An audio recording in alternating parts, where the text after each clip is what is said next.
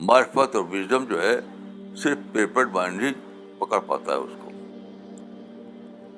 جیسے ایک سائنسداں تھا, سائنٹسٹ, اسے کسی نے کہا کہ آپ لوگ جو ڈسکوری کرتے ہیں تو آپ لوگوں کو کوئی کارنامہ نہیں ہے, وہ تو ایکسیڈنٹ ہوتا ہے, ایک ایکسیڈنٹل واقعہ ہوتا ہے. یہ آپ کچھ کر رہے ہیں, کچھ ایکسپیریمنٹ کر رہے ہیں, اپنی لیبورٹری میں کچھ کر رہے ہیں, کوئی فلیش ہوا, اس فلیش کو لے کر کے آپ نے سوچا تو معلوم ہوا کہ یہاں کوئی بات ہے. جسے مشہور واقعہ ہے کہ دیگچی میں کھانا پک رہا تھا تو پکتے پکتے اس کا ڈھکن اٹھ گیا, دیٹ واز فلیش. تو وہاں ایک سائنٹسٹ نے دیکھا اس کو کہ یہ کیا, تو اس نے اسٹیم پاور کو دریافت کیا کہ ایک حد پر پہنچ کر پانی جو ہے اسٹیم پاور بن جاتا ہے.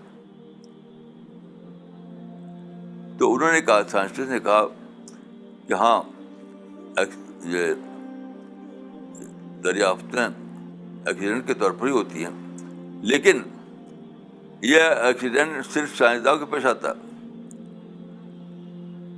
یہ ایکسیڈنٹ صرف سائنٹسٹ کو پیش آتا ہے, یعنی پریپیئرڈ مائنڈ کو, پریپیئرڈ مائنڈ کو. تو آپ کو اگر معرفت لینا ہے, وژڈم لینا ہے, تو آپ کو اپنے آپ کو پریپیئرڈ مائنڈ بننا پڑے گا, پریپیئرڈ مائنڈ.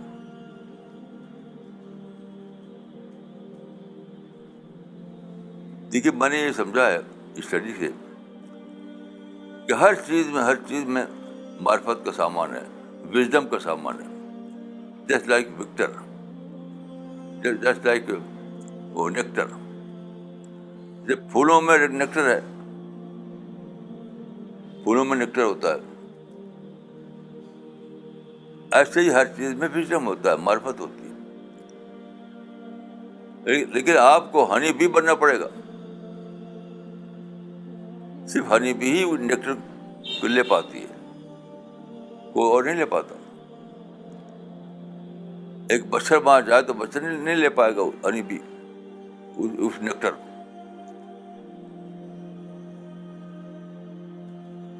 اس نیکٹر کو جو پھول کے اندر ہے تھوڑا سا, اس کو مچھر نہیں لے پائے گا,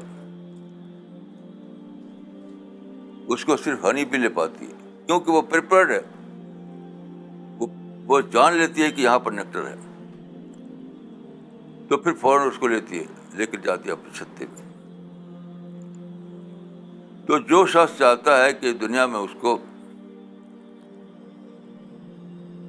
وژڈم ملے, معرفت ملے, تو اس کو اپنے آپ کو پریپیئرڈ مائنڈ بنانا پڑے گا.